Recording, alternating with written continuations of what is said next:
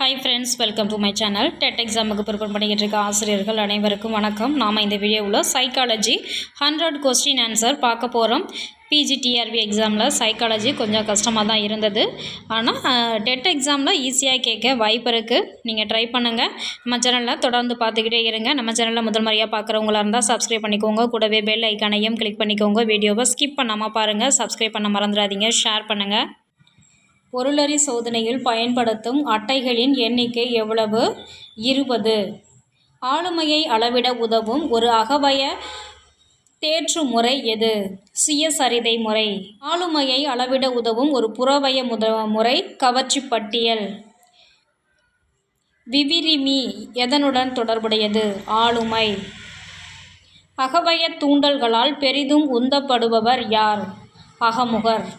ஒருவரது பண்புகளின் தனித்தன்மை வாய்ந்த அன்பே ஆளுமை என கூறிய உளவியல் அறிஞர் யார்? கில்ஃபோர்ட். மனதினுள் தேங்கி கிடக்கும் வெறுப்பு, கோபம் போன்றவை தாங்க முடியாத கட்டத்தில் வெடித்து சிதறும் பொழுது ஏற்படும் நோய் எது? ஹிஸ்டீரியா. மனிதனை அகமுக என வகைப்படுத்தியவர் யார்? யூங். ஆளுமையை நிர்ணயிக்கின்ற உளவியல் காரணி எவை? நுண்ணறிவு. ஆளுமையை அளவிட உதவும் ஒரு புறவய தேற்று முறை எது? தர அளவுகோல். புறவய தூண்டல்களால் பெரிதும் உந்தப்படுபவர் யார்? புறமுகர். உள பகுப்பாய்வின் ஒரு பகுதி எது? கள ஆய்வு. அறிவுரை பகர்தலின் அடிப்படை நோக்கம் பிரச்சனைகளை தானே தீர்க்கும் ஆற்றலை வளர்த்தல். கல்வியின் மையமாக செயல்படும் பகுதி வழிகாட்டல். வழிகாட்டலின் மையப் பகுதி எது? தனிநபர் நலம். அர்டீனல் சுரப்பியின் அமைந்துள்ள இடம் சிறுநீரகத்துக்கு மேல். தன்னெறி அறிவுரை பகர்தல் முறையை பிரபலப்படுத்தியவர் கார்ல் ஆர் ரோஜர்ஸ். கல்வி வழிகாட்டல் பற்றிய வரையறைகளை கூறியவர்களில் மிகச்சிறந்தவர் ஜோன்ஸ். மனதின் முக்கியமான பகுதி எது? நனவிலி. ஒருவரை நடத்தை பிறழ்வுகள் எதுவும் இன்றி பிறரோடு இணைந்து போவது இணங்கி நடத்தல் என்று பெயர். இதனை வரையறுத்தவர் யார்? Morgan king. விரைவு கல்வி திட்டம் யாருக்கு உரியது? மீத்திறன் குழந்தைகளுக்கு. ஒரு குழந்தையின் நுண்ணறிவு ஈவு என்பது மன வயது 8 எனில் அக்குழந்தையின் கால வயது எவ்வளவு? 10.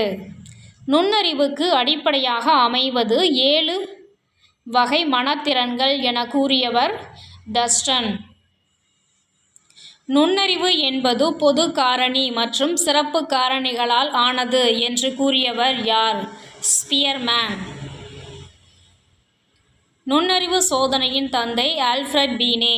வழிகாட்டலின் மையமாக செயல்படும் பகுதி அறிவுரை பகர்தல். ஆக்கத்திறன் மின்னசோடா சோதனையை உருவாக்கியவர் டாரன்ஸ். நுண்ணறிவு சோதனை நிகழ்ந்த இடம் ஸ்டோன்போர்டு பல்கலைக்கழகம். ஒரு குழந்தையின் கால வயது 10. நுண்ணறிவு ஈவு என்பது எனில் குழந்தையின் மன வயது 8. அறிவுரை பகர்தலில் மையமாக செயல்படும் பகுதி நேர்காணல். மீத்திறன் குழந்தைகளுக்கு உரிய சிறந்த கற்றல் முறை எது? நூலக படிப்பு. ஆக்கத்திறனும் நுண்ணறிவும் வெவ்வேறான பண்புகள் என கூறியவர் கெஸ்ஸல்ஸ் ஜாக்சன். சிறப்பியல் மாணவர்களை எதன் அடிப்படையில் வகைப்படுத்துகிறோம்? நுண்ணறிவு ஈவு. வேகமாகவும் எளிதாகவும் தனி சொற்களை நினைக்கவும் அவற்றை பயன்படுத்தவும் கூடிய ஆற்றலின் பெயர் சொல் வேகத்திறன்.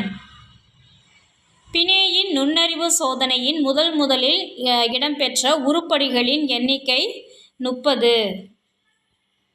ஸ்ட்ராங் என்பவரின் அளவுகோல் எதனை அளவிட பயன்படுகிறது? தொழில் ஆர்வம். ஆக்கத்திறன் அடிப்படையில் சிக்கல் தீர்க்கும் முறையை கூறியவர் யார்? ஆக்ஸ்போர்ட். தனியார் வேற்றுமை ஏற்பட காரணங்களை அறிய ஆராய்ச்சியை மேற்கொண்டவர் டைலர். தெளிவற்ற கையெழுத்து உள்ள குழந்தைகள் யார்? இயக்க குறைபாடு உள்ள குழந்தைகள். ஆக்க சிந்தனையின் அல்லது படைப்பாற்றலின் முதல் படி தயார் நிலை.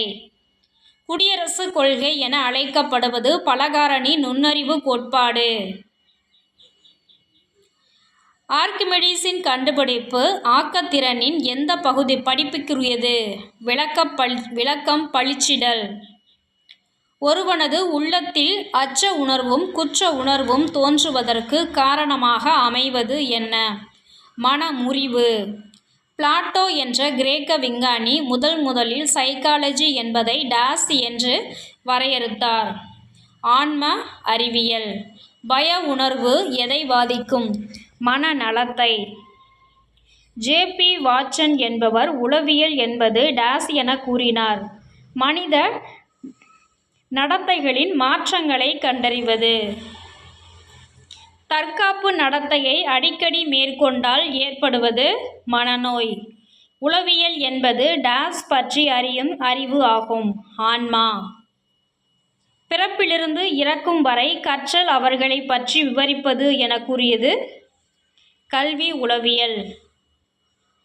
கல்வி உளவியலின் 3 முக்கிய கூறுகள் எவை? மாணவர் கற்பிக்கும் முறை, கற்பிக்கும் சூழல். உளவியல் ஓர் டாஸ் அறிவாகும். அறிவியல். உளவியலின் தாய்மை இடம் மனோதத்துவம்.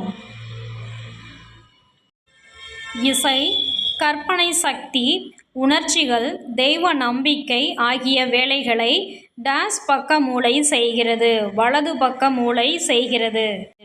பயிற்சி மாற்றத்தில் பொது விதி கோட்பாட்டை உருவாக்கியவர் C.H. குறிக்கோள் கோட்பாட்டை உருவாக்கியவர் W.C. பெக்லி. ஒத்தக்கூறு கோட்பாட்டை உருவாக்கியவர் E.L. தார்ண்டக். மறத்தல் என்பது நினைவின் எதிர்மறையான செயல்முறையே. நினைவு கூறுகளின் டாஸ் படிநிலைகள் உள்ளது. 4 படிநிலைகள்.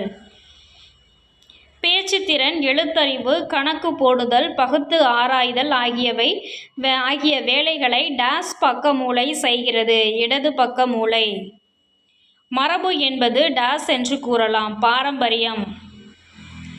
கற்றலை 8 படிநிலை வகைகளாக குறிப்பிட்டவர் ராபர்ட் எம். காக்னே. உற்று நோக்குதல் என்பது மாணவரின் நடத்தையை தொடர்ந்து கவனித்தல். பயிற்சி மாற்றத்தில் உள்ள பயிற்சி கோட்பாட்டை உருவாக்கியவர் வில்லியம் ஜேம்ஸ். நுண்ணறிவு ஈவு சமன்பாட்டை உருவாக்கியவர் யார்? ஸ்டெர்ன். பகுதியானது டாஸ் ஆகும். கள ஆய்வு. தூண்டல் துலங்கல் இவற்றின் விளைவே டாஸ் எனப்படும். நடத்தை மாற்றம். நுண்ணறிவு சோதனையிலிருந்து கண்டறியப்படுவது மனவயது. மறத்தலின் 2 வகைகள் யாவை? இயற்கை மறத்தல், செயற்கை மறத்தல். இரண்டும். உணவு அருந்தி கொண்டே படிப்பதற்கு கவனப்பிரிவு என்று பெயர். ஒருவருடைய பிறந்த தேதியிலிருந்து கணக்கிடப்படுவது கால வயது. எவிங்காஸ் என்ற உளவியல் அறிஞர் நினைவை அளவிடும் பொழுது டாஸ் கொடுத்தார். மறதி விளைவை கொடுத்தார். நெறிப்படுத்தும் அறிவுரை பகர்தல் முறைகளை பிரபலப்படுத்தியவர் E.G. வில்லியம்சன். கற்றலின் கவர்ச்சியை ஏற்படுத்தவும் கவனத்தை ஈர்க்கவும் ஆசிரியர் பயன்படுத்துவது விளைவு விதி. தனி மனிதன் மற்றும் சமூகத்தினுடைய வலிமைக்கும் முன்னேற்றத்திற்கும் மிக அவசியமானது பண்பாடு. அனுபவம், பயிற்சி ஆகியவற்றின் மூலம் எழும் நடத்தை மாற்றமே கற்றல் எனப்படும். இதனை வரையறுத்தவர் கேட்ஸ். ஒருவன் பிறரை சாராமல் தானே சுயமாக ஒரு தொழிலில் வெற்றிகரமாக ஈடுபடுவது சுய வேலை. சமூக அமைப்பில் வேறுபாட்டை டாஸாக பிரிக்கலாம்.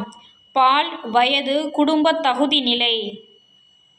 முடிந்தால் முடியாதது எதுவுமில்லை. இந்த பழமொழி எந்த கற்றல் விதியை குறிப்பிடுகிறது? விளைவு விதி.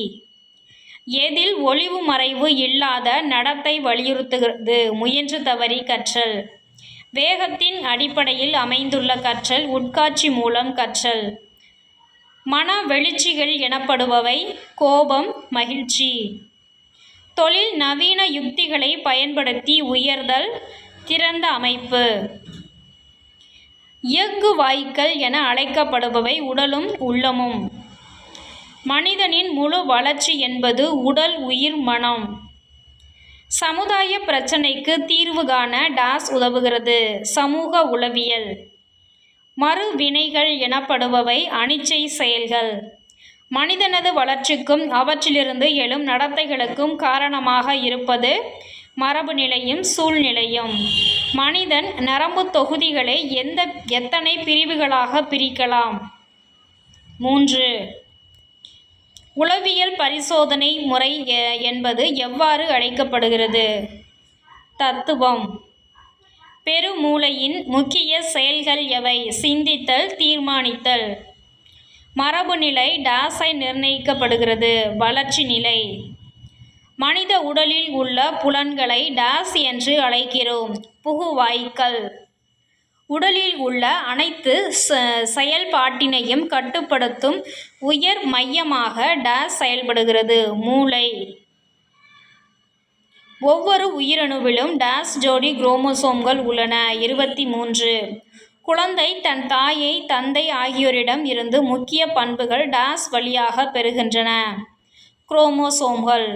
புலன்களின் மீது சூழலில் உள்ள ஆற்றல் மோதுவதையே டாஸ் என்கிறோம். தூண்டல். மொழி வளர்ச்சிக்கு முக்கிய காரணமாக அமைவது ஊக்குவிப்பு. சிக்கலான மனவெழுச்சி என்று எதை அழைக்கிறார்கள்? பயம். பிறர் மீது பாசம் இல்லாத குழந்தைக்கு டாஸ் ஏற்படுவதில்லை. அன்பு. வயது முதிர்ச்சியின் விளைவாக நரம்பு தொகுதியில் எழும் உடலியல் மாற்றங்கள் டாஸ் காரணமாக அமையலாம். மறதி. தவறு செய்யும் மாணவனை திருத்த ஏற்ற வழி நல்வழி காட்டுதல். கவனத்திற்கு அடிப்படை ஆர்வம்.